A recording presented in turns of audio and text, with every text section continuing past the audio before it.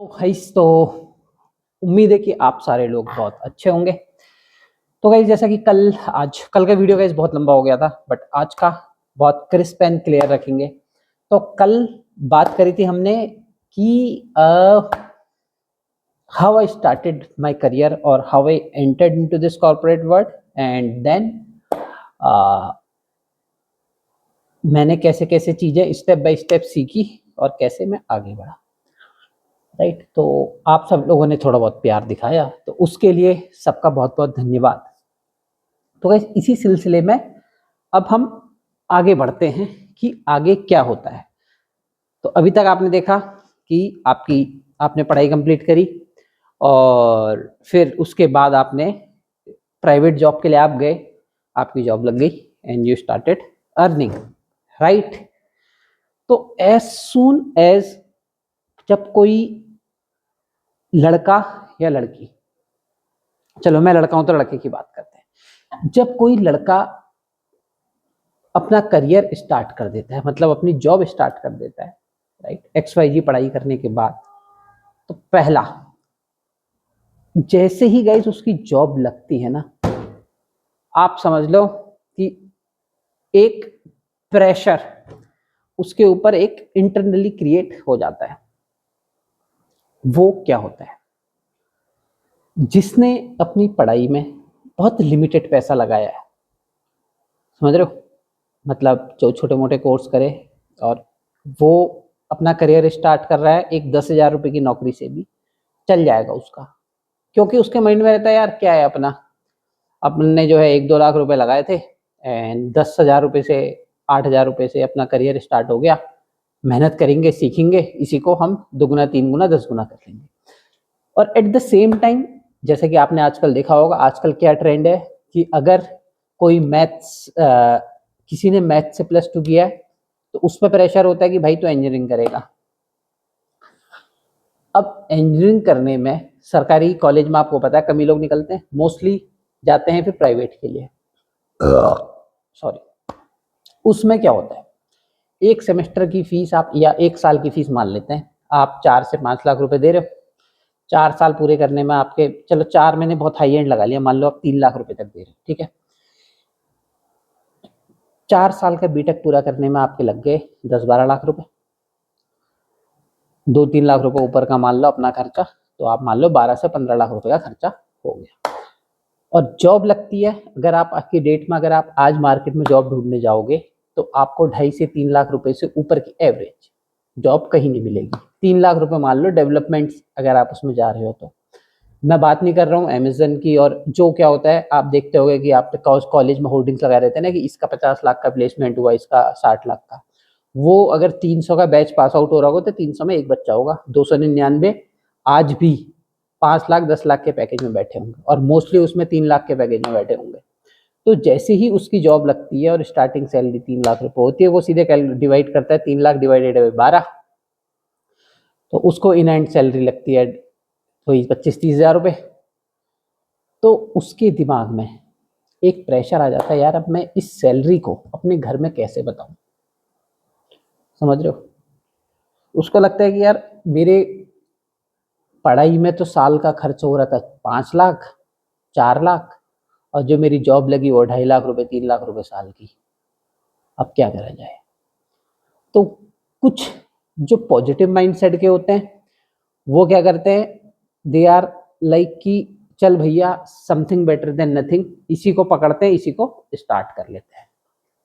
और कुछ होते हैं कि नहीं, किसी की इज्जत पे बात आ जाती है ना कि भैया मेरे पड़ोस वाले का तो जो है 20 लाख का पैकेज है, 10 लाख का पैकेज है, 15 लाख का है, उनका नहीं, मैं तो ये नहीं करूंगा, मैं बैठे रहूंगा साला जब तक कि मेरे को 10 लाख रुपए की जॉब नहीं मिलती है, क्योंकि मेरे पड़ोसी की 10 लाख है, मैं अपने घर में क्या बताऊंगा। वो बैठे रहने के चक्कर में वो अपने साल 2 साल 3 साल 4 साल गंवा देते हैं। और गाइस, कॉर्पोरेट का एक रूल बता दूं, अगर आपके एजुकेशन में कहीं गैप आ चुका है, अगर वैलिड रीजन है, मेडिकल रीजन, फैमिली होता है या फिर कुछ ऐसा है, वो आप जस्टिफाई कर लोगे, बट उसके अलावा अगर कुछ होता है ना, आप जस्टिफाई नहीं कर पाओगे। सामने वाला बहुत स्मार्ट है, वो पकड़ लेता है कि भैया आप झूठ बोल रहे हो, सॉरी। तो जो बंदा आस में था कि मेरी 10 लाख की सैलरी होगी तभी करूंगा, वो आस में ही रह जाता है और वो बैठा रह जाता है। एट द सेम टाइम जो बंदा ये सोचता है कि भैया कुछ नहीं मिल रहा है उससे, तो ये 8,000 रुपये की जॉब ही सही, वो अपना करियर मर तर के कैसे ना कैसे स्टार्ट कर लेता है। और जैसे ही वो कॉर्पोरेट में एंटर करता है ना गाइस, आज की डेट में क्या है ना, आपको मैं बताऊं, सिर्फ एक ऐसे बंदे की जरूरत है जो आपको किसी तरह कंपनी में घुसवा दे, किसी तरह आपका बस आपके हाथ में ऑफर लेटर आ जाए, आप स्टार्ट करें। उसके बाद सिर्फ और सिर्फ उस इंडिविजुअल पे डिपेंड करता है वो कैसे करता है। ऑब्वियसली ग्रो करने का एक ही रास्ता है कि आपको पढ़ाई करनी होगी और दूसरा कोई चॉइस ही नहीं है, आपको सीखना होगा।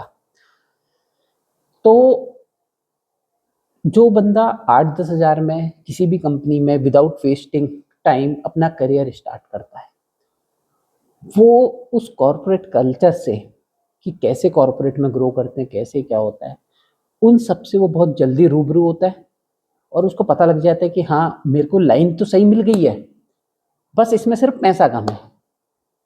अब फिर वो दूसरा टारगेट लेके चलता है कि अब मैं अपना पैसा कैसे बढ़ाऊं विद इन 1 ईयर और 2 ईयर डाउन द लाइन और 3 ईयर। वो क्या करता है, वो फिर पढ़ना शुरू करता है कि भैया ठीक है, मैं ये टेक्नोलॉजी सीख रहा हूँ, मैं टेक्नोलॉजी पर काम कर रहा हूँ, इसको मैं अपने आप को, अपने स्किल्स को और ब्रशअप कैसे करूँ और नया मैं कैसे सीखूँ। और एक चीज़ और बता दो, अपनी फर्स्ट कंपनी में ना आप ज़्यादा टाइम मत दो, आप 1 से 1.5 साल में छोड़ के निकल लो। ये उनके लिए है जो कम सैलरी में जॉब स्टार्ट कर रहे हैं, और कम सैलरी में जॉब स्टार्ट करने वाले 80% हैं। 1.5 साल आप समझ लो घिस के पढ़ाई कर लो। आप ये मत समझना कि मेरी जॉब लग गई मैं खुश हो जाऊं 10,000 की सैलरी में, 20 की, 25 की।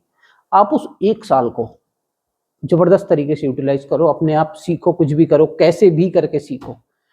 और जैसे ही आपको 1 साल कंप्लीट होते हैं, 1 साल या 1.25 साल, मतलब आप ये टारगेट लेके चलो कि 1.5 साल में उस कंपनी से बाहर निकल जाना है। जैसे ही आपको 1.5 साल पूरे होते हैं, तुरंत, आपने पढ़ रखा ही होगा तो तुरंत रिजाइन, नौकरी ढूंढना या तो आप नोटिस पीरियड के टाइम पर ढूंढो या पहले से ही जॉब लेके। एक चीज और है, जब भी रिजाइन करो उससे पहले आपके हाथ में जॉब होनी चाहिए। फायदा क्या होगा, जब आप इंटरव्यू देने जा रहे होगे ना, तो आपका कॉन्फिडेंस एकदम पीक में होगा। वो किस टर्म्स में पीक में होगा कि साला इसने मेरे को हायर कर लिया तो भी ठीक, नहीं भी करा तो मेरे पास तो भैया ऑलरेडी जॉब रखी है, काहे को इतनी लोड लेनी। तो नोटिस पीरियड के टाइम पर आप जितने इंटरव्यू दोगे उससे क्या होगा, मान लो मैंने किसी बंदे को अपनी कंपनी में हायर कर लिया, उसको मैंने एक्स अमाउंट दे दिया और सामने वाले ने रिजाइन करके नोटिस पीरियड में आ गया। अब जो सामने वाला बंदा जो नोटिस पीरियड में जाएगा वो क्या कर सकता है, वो उसी सेम टाइम में, क्योंकि अब तो नोटिस पीरियड में उसके हाथ में ऑलरेडी एक जॉब है, वो उस 2 महीना 3 महीने के नोटिस पीरियड में और इंटरव्यू दे। उसका कॉन्फिडेंस बूस्ट कैसे होगा, उसको पता होगा भैया कहीं नहीं हुआ तो ये जॉब तो है ही मेरे पास जिसका ऑफर लेटर है।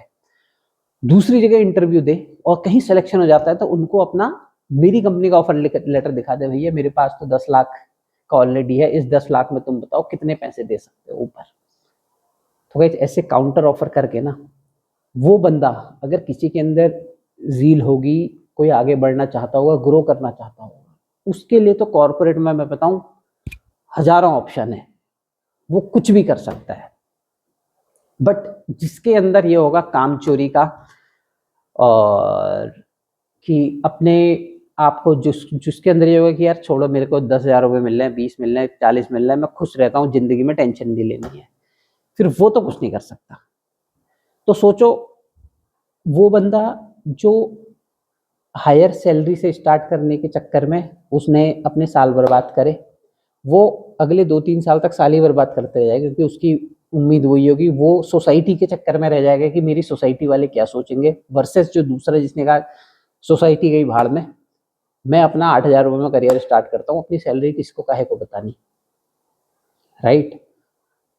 और अपना स्टार्ट करा, 1-1.5 साल में उसने ग्रो करके वो यहाँ पहुँच जाएगा। तो ये एक गाइस आज के टाइम में ना मतलब ये बहुत बड़ी समस्या है। आप देखोगे गवर्नमेंट जॉब तो बहुत कम है, बहुत लिमिटेड है, और उसमें आपको इतनी लग्जरी नहीं मिल सकती है क्योंकि हर कोई ऑफिसर तो बनेगा नहीं। जो लोअर उसमें होगा, ऑफिसर रैंक का नहीं होगा, और मेजरली पॉपुलेशन नॉन ऑफिसर वाले ही होंगे, वो उनको उतनी लग्जरी नहीं मिल सकती है जितनी कि एक कॉर्पोरेट वाला लग्जरी ले सकता है।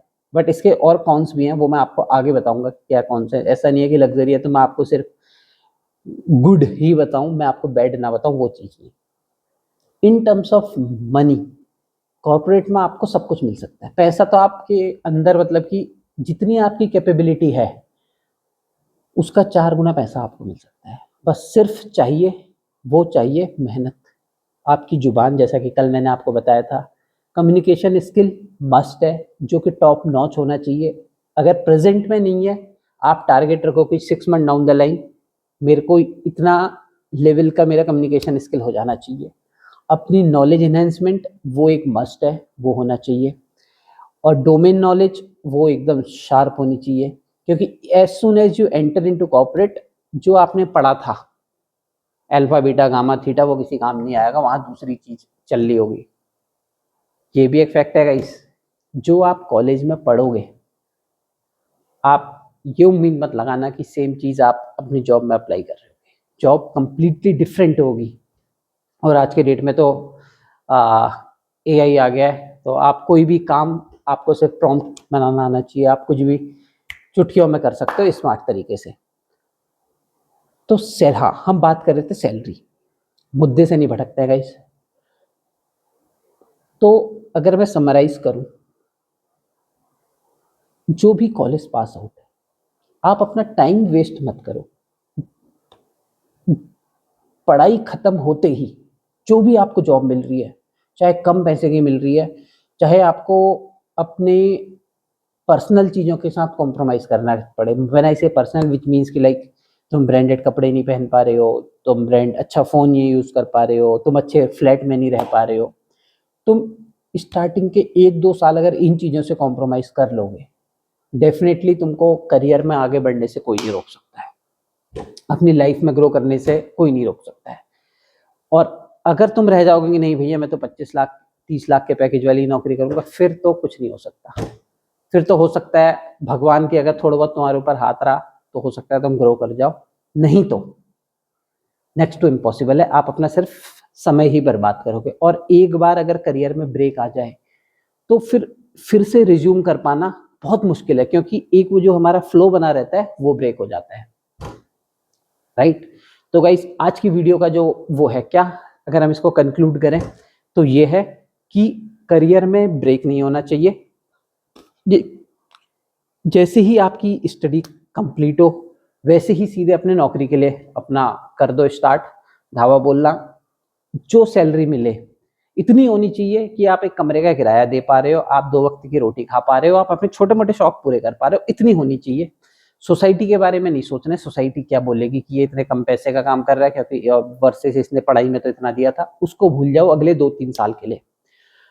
और 5 साल कॉर्पोरेट में, 5 साल आप ऐसे दो, उस 5 साल में आप ये समझो कि भैया मेरे को पढ़ के खुद को रगड़ के इस लेवल में पहुंच जाना है कि जो मैंने आज से 5 साल पहले, जो ये 1 साल एज ए फ्रेशर जब मैंने जॉब स्टार्ट करी थी, मैं पूरा वो वाली फीस ही भूल जाऊं कि भैया हाँ मैंने कि 10,000 रुपए से अपनी नौकरी भी स्टार्ट करी। तो ये है गाइस आज का सार। उम्मीद है कि आपको ये छोटा सा हमारी आज की वीडियो पसंद आई होगी। तो गाइस पसंद आई तो अपना प्यार जरूर दिखाना, और आपको अगर इस तरीके की हेल्पफुल वीडियोस और चाहिए तो प्लीज़ कमेंट जरूर करना। बट हाँ, अब मैं अगले कुछ दिन इस तरीके की वीडियोस कंटिन्यू रखूंगा जिसमें मैं आपको बताऊंगा, सिंस मैं कॉर्पोरेट में it's been more than 10 year I am into this corporate world, तो मैं जितना मैक्सिमम पॉसिबल हो सकेगा मैं आपको बताऊंगा कि कैसे कॉर्पोरेट में ग्रो किया जा सकता है, कैसे आप अपना करियर स्टार्ट कर सकते हो, कैसे ग्रो कर सकते हो, what all things you need to take care, what you should avoid when you are into corporate, क्या कॉर्पोरेट में कैसे अपना दिमाग लगा के, ये अभी मैंने आपको सिर्फ गुड पार्ट बताया, बैड पार्ट भी है, माइंड गेम, पॉलिटिक्स, ये सब बहुत इंटरेस्टिंग टॉपिक है गाइस, इस पे भी बात करेंगे। तो गाइस बने रहना आप हमारे ऐसे छोटे छोटे नॉलेज वाले वीडियोस में। उम्मीद है कि आपको ये वाला ब्लॉग पसंद आया होगा, पसंद आया तो लाइक शेयर और सब्सक्राइब। मिलते हैं कल एक नई ब्लॉग के साथ, तो तब तक के लिए बाय बाय और अपना ख्याल रखिएगा, स्वस्थ रहिएगा, मस्त रहिएगा, टाटा।